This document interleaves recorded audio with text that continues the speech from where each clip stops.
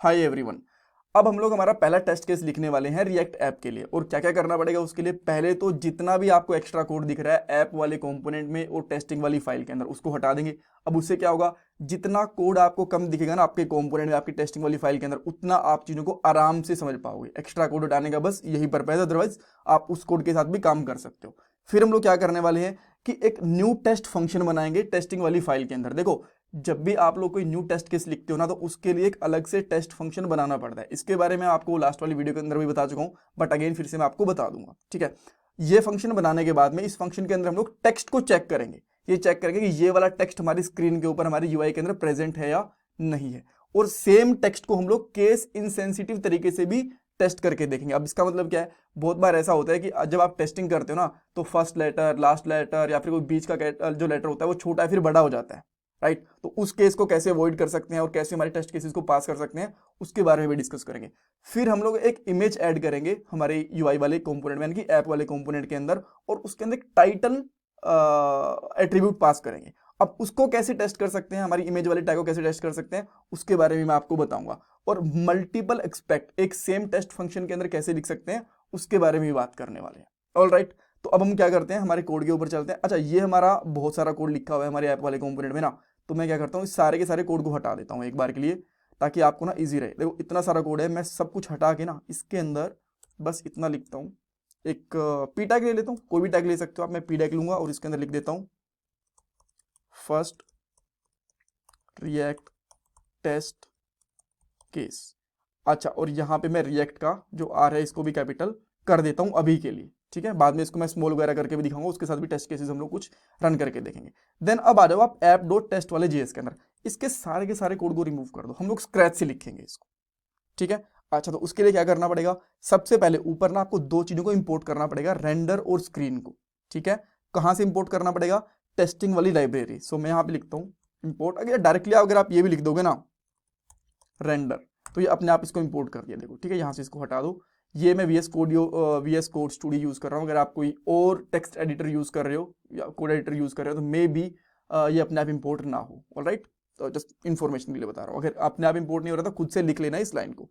Then हम लोग यहाँ पे स्क्रीन को भी इंपोर्ट करेंगे सेम। ठीक है, अब ये कर दिया। अब हम लोगों को हमारा ऐप वाला कंपोनेंट भी चाहिए, या फिर जो भी कंपोनेंट आप टेस्ट करते हो, तो मैं यहाँ पे लिखता हूँ ऐप वाला कंपोनेंट। ठीक है, ये भी इंपोर्ट हो गया, बहुत अच्छी बात है। अब जैसा मैंने आपको बताया, टेस्ट केस लिखने के लिए हम लोगों को एक टेस्ट वाला फंक्शन बनाना पड़ता है। इसके अंदर वैसे तो 3 पैरामीटर होते हैं। पहले के अंदर हम लोग डिस्क्रिप्शन लिखते हैं, जैसा कि मैं आप लिखता हूं टेस्ट फर्स्ट रिएक्ट ऐप। ठीक है, केस जो भी आप लिखना चाहो वो लिख सकते हो, कोई दिक्कत नहीं है। अच्छा, उसके बाद जो सेकंड पैरामीटर रहेगा, इसके अंदर हम लोग टेस्टिंग वाला लॉजिक लिखते हैं। ठीक है, ये मैं लिख के दिखाता हूँ। और जो थर्ड पैरामीटर रहता है, वहां पे हम लोग सेट टाइम आउट पास करते हैं, बट वो ऑप्शनल होता है, तो इस पार्ट के अंदर हम लोग वो चीज़ नहीं करने वाले, वो हम लोग किसी अलग से पार्ट के अंदर समझेंगे, अदरवाइज थोड़ा सा कॉम्प्लिकेटेड हो जाएगा ये। ठीक है, जो मैं आपको भी के लिए करना नहीं चाहता। ठीक है, अब इसके अंदर क्या करना पड़ेगा, ये टेस्ट केस के अंदर बनाने के बाद में सबसे पहले तो आपको ना जो आपका कंपोनेंट है ऐप वाला, इसको रेंडर करना पड़ेगा। यूआई के ऊपर तो जैसे ब्राउजर होता है इसको अपने आप रेंडर कर देता है, बट यहाँ पे कैसे रेंडर करेंगे, जो ये फंक्शन है ना रेंडर, इसकी हेल्प से करेंगे। तो मैं यहाँ पे लिखता हूँ रेंडर, इस तरीके से ये फंक्शन है, और इसके अंदर आप अपने कंपोनेंट को पास कर दो इस तरीके से। ठीक है, इसको अच्छे से क्लोज भी करना है, जैसे आप एक कंपोनेंट डिक्लेयर करते हो ना, उसी तरीके से बिल्कुल। ठीक है, कोई दिक्कत नहीं है।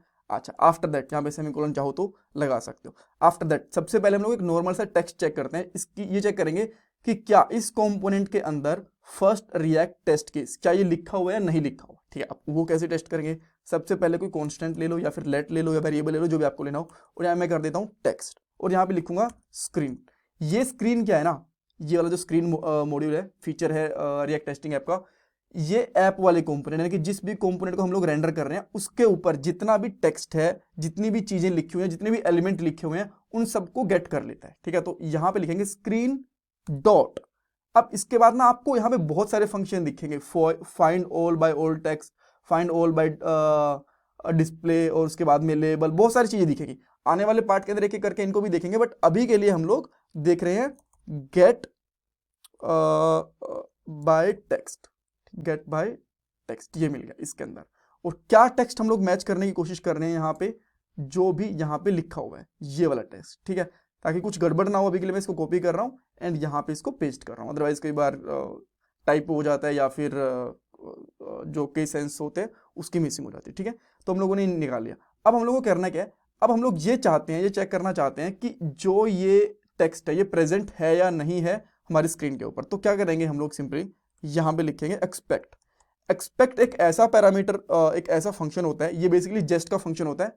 ये मत सोचना कि ये कहीं रिएक्ट टेस्टिंग लाइब्रेरी का। रिएक्ट टेस्टिंग लाइब्रेरी की बस दो ही चीजें यूज हो रही है, रेंडर और स्क्रीन। जो ये टेस्ट फंक्शन है और ये एक्सपेक्ट है, ये जेस्ट का पार्ट होते हैं। ठीक है, जस्ट फॉर योर इन्फॉर्मेशन। अच्छा, इसके अंदर हम लोग जो भी चीज टेस्ट करना चाहते हैं उसको पास करते हैं, और इसकी क्या वैल्यू होनी चाहिए वो भी, ये होनी चाहिए to be in the document. इसका मतलब है कि इस स्क्रीन के ऊपर जो हमारी एप्लीकेशन है ना, इसके अंदर ये वाला टेक्स्ट प्रेजेंट होना चाहिए। अब प्रेजेंट है ये वाला टेक्स्ट, हमें दिख रहा है, तो ये टेस्ट केस पास होना चाहिए। ठीक है, अब इससे क्या होता है, डेवलपर जब भी कुछ भी लिखता है ना, मान लो एक उसने, आप यहाँ पे देखो ये वाला टेक्स्ट केस, उसको यहाँ पे इतना टेक्स्ट लिखा हुआ दिख रहा है, तो जैसे ही डेवलपर ये वाला टेक्स्ट लिख देगा, उसके बाद में जब टेस्ट केस बनाएगा ना, तो चेक करेगा कि अच्छा ये वाली चीज हमेशा प्रेजेंट रहनी चाहिए। मान लो अभी मैंने तो ठीक कर दिया, बट 2-4 दिन बाद में किसी और डेवलपर ने काम करा और यहां से कुछ गायब कर दिया, तो जैसे मैं यहाँ पे टेस्ट केस रन करूंगा ना, तो मुझे पता चल जाएगा कि अच्छा यहाँ पे कुछ ना कुछ गड़बड़ हुई है। ठीक है, ये टेस्ट केस फेल होगा तो राइट। तो इस तरीके से हमारी टेस्टिंग भी हो जाती है।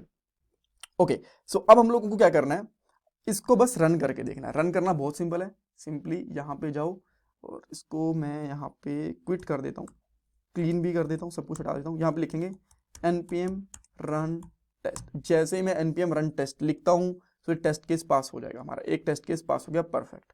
अब देखो, अगर मैं इसके अंदर ना, मान लो हमने टेस्ट केस लिखा, डेवलपर ने देखा कि सब कुछ पास हो रहा है, सब कुछ बढ़िया चल रहा है।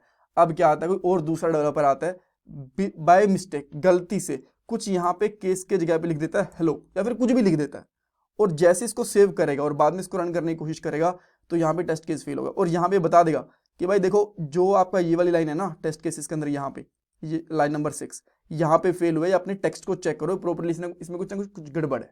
तो इस तरीके से हमारा टेस्ट केस फेल हो गया। सो अब मैं क्या करता हूँ, इसको वापिस से Ctrl+Z कर देता हूँ। ठीक है, और अब हमारा टेस्ट केस फिर से पास हो जाएगा, परफेक्ट। अच्छा ठीक है, अब क्या हुआ, मान लो किसी को पता चला कि यार ये ना, जो ये रिएक्ट का टेक्स्ट और टेस्ट का और केस का जो फर्स्ट लेटर है, ये कैपिटल हो भी सकता है और नहीं भी हो सकता। अगर बाय डिफॉल्ट मैं चेक करता हूं, मैंने इसको कर दिया स्मॉल सी, और अब मैं करता हूं इसको रन, तो ये फिर से फेल हो गया, राइट। बट हम चाहते हैं कि जो केस इनसेंसिटिविटी है ना, जो केस सेंसिटिविटी हो रही है यहाँ पे, ये चेक नहीं होनी चाहिए। ठीक है, तो इसके लिए हम लोग क्या करेंगे, यहाँ पे सिंपली इस तरीके से स्लैशेस लगाएंगे सबसे पहले तो। ठीक है, स्लैशेस लगा दिए और लास्ट में लगा देंगे आई। अब इससे क्या होगा, ये टेक्स्ट तो मैच करेगा, बट उसका जो कैपिटल है स्मॉल है उसको मैच नहीं करेगा। अब अगर मैं देखो यहाँ पे कैपिटल सी करता हूँ तो ये परफेक्टली चल रहा है, अगर मैं छोटा टी कर देता हूँ तो भी परफेक्टली चल रहा है, और यहाँ पे बिल्कुल इसको पूरे को कैपिटल कर देता हूँ फिर भी चल रहा है। बट अगर गलती से कुछ ABC या फिर कुछ अलग टेक्स्ट लिख देता हूँ तो ये पास हो जाएगा। क्यों? क्योंकि इसके लास्ट में लिखा हुआ है। अगर मान लो इसी चीज को मैं यहाँ पे करता हूँ ABC बीच में और अब रन करने की कोशिश करता हूँ, तो अब ये फेल हो गया।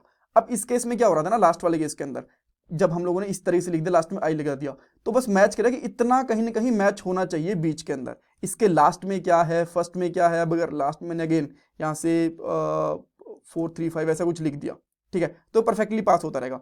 बट अगर मैंने इसके कुछ बीच में आगे कुछ गड़बड़ कर दी ना, मान लो मैंने इसको छोटा कर दिया, या फिर यहाँ पे इसको पास करने के बाद में अगेन फर्स्ट से पहले मैंने लिख दिया हेलो, तो ये इसको फेल कर देगा। एग्जैक्ट ये वाला टेस्ट केस तो कहीं ना कहीं मिलना चाहिए ही चाहिए, चाहे आगे हो, चाहे पीछे हो, चाहे बीच में हो, कहीं ना कहीं। ठीक है, सो आपको ये चीज समझ में आ गई। अब एक चीज और समझ लेते हैं, इसके साथ में दो चीजें समझ ली। इसके अंदर क्या करते हैं हम लोग, यहाँ पे एक इमेज टैग को ऐड कर देते हैं। मैं सिंपली यहाँ पे लिखता हूँ IMG,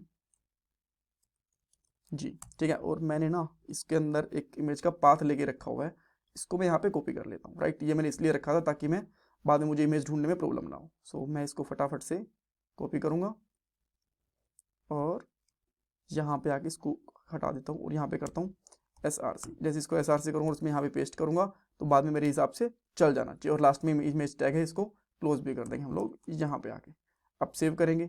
अब पहले तो UI पे चेक करते हैं कि क्या हमें यहाँ पे इमेज मिल रही है ना। हमें यहाँ पे इमेज नहीं मिली। इसका रीज़न क्या है, मुझे लगता है कि ना इसका कुछ टोकन वगैरह एक्सपायर हो गया, बिकॉज यहाँ पे टोकन वाली इमेज थी। ठीक है, सो मैं इसको यहाँ से हटा देता हूँ, कुछ और इमेज यूज़ कर लेंगे, कोई दिक्कत नहीं है इसमें। src, यहाँ पे ये वाला पाथ दे देंगे एंड लास्ट में इसको क्लोज भी कर देंगे। सो यहाँ पे आके इसको क्लोज कर दिया। अब ये वाली इमेज हमें यहाँ पे आई होप दिखनी चाहिए। ठीक है, इमेज दिख रही है, कोई दिक्कत नहीं है, ग्रेट। अब हम लोगों को क्या करना है, यहाँ पे एक टाइटल ऐड करना है, यहाँ पे टाइटल, और टाइटल में यहाँ पे लिख देता हूँ AI जनरेटेड IMG। ठीक है, ये कर देता हूँ, ये AI से जनरेटेड इमेज है, हमें दिख भी रही है, तो मैंने सेम इसको टेक्स्ट यहाँ पे लगा दिया। अब इस टेक्स्ट को मैं चेक करना चाहता हूँ, यहाँ पे टेस्ट करना चाहता हूँ कि टाइटल के ऊपर यही चीज़ होनी चाहिए इमेज के साथ में। ठीक है, तो उसको टेस्ट करना बहुत सिंपल है। सिंपली मैं यहाँ पे क्या करूँगा, कॉन्स्ट यहाँ पे लिखूंगा टाइटल। ठीक है, और टाइटल के अंदर सिंपली लिख देता हूँ यहाँ पे screen dot get by title. ठीक है, तो यहाँ पे जैसे मैंने आपको बताया, इस स्क्रीन की ना बहुत सारी प्रॉपर्टीज होती है, get by text, get by title, get by all tag, जो भी चीज़ होती हैं सेम चीज़ आप यहाँ पे कर सकते हो। मैंने इसको यहाँ पे कर दिया पेस्ट।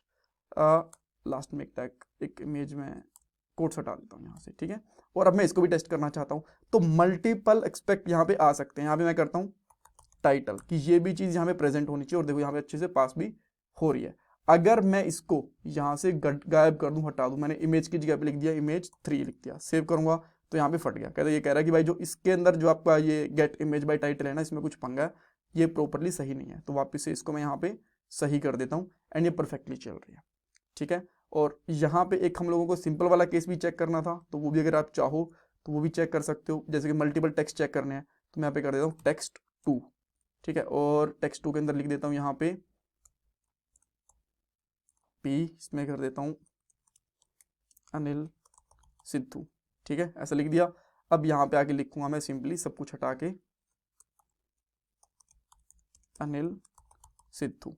ठीक है, और अब इसको टेस्ट करने के लिए हम लोग क्या करेंगे, एक और एक्सपेक्ट लगा देंगे यहाँ पे, और यहाँ पे लिखेंगे टेस्ट इस तरीके से, और ये वाला भी प्रेजेंट होना चाहिए स्क्रीन के ऊपर, ये परफेक्टली पास कर रहा है। अगर मैं यहाँ पे कुछ गड़बड़ कर देता हूँ तो अगेन ये फिर से फेल हो गया, और ये मुझे बता भी देगा कि भाई यहाँ पे ये चीज़ फेल हुई है। ठीक है, ओके। एक चीज़ आप और पूछोगे कि हम लोगों ने यहाँ पे 3 चीज़ें टेस्ट करी हैं। ठीक है, टेक्स्ट टाइटल 1 और टेक्स्ट 2, बट यहाँ पे हमें एक ही सूट दिखा रहा है। जी हाँ, अगर आप लोग यहाँ पे मल्टीपल टेस्ट केसेस लिखते हैं, जैसे कि एक मैंने यहाँ पे लिखा और एक और मैं यहाँ पे लिख दे रहा हूँ इसके नीचे यहाँ पे, और यहाँ पे लिख देता हूँ टेस्ट केस 2, तो ये 2 टेस्ट केस आपके बता देगा। मैं यहाँ पे इसको रन करवा के दिखाता हूँ आपको। ये करेंगे, अब यहाँ पे इसने 2 टेस्ट केस दिखा दिए, बट अगर आपका टेस्ट एक ही है, उसके अंदर जितने मर्जी एक्सपेक्ट लगा लो, वो टेस्ट केस हमेशा उसका एक ही दिखाएगा।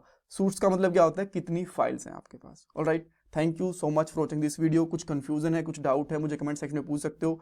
आने वाले पार्ट के अंदर ना, जैसे स्क्रीन के अंदर और है ना, gate element by title, text वगैरह, और भी बहुत सारी चीजें होती हैं, उनको हम लोग टेस्ट करके देखेंगे। Alright, so thank you so much. देखो, और आपके लिए ना वीडियो को लाइक करना, सब्सक्राइब करना, फीडबैक देना कंप्लीटली फ्री ऑफ कॉस्ट है, तो प्लीज़ डू दैट। इससे आपका देखो कुछ जाता नहीं है, कुछ पैसे वैसे नहीं देने आपको, इससे जस्ट थोड़ा मुझे मोटिवेशन मिल जाता है, और ये मेरा पेटीएम का डोनेशन नंबर है। Thank you everyone.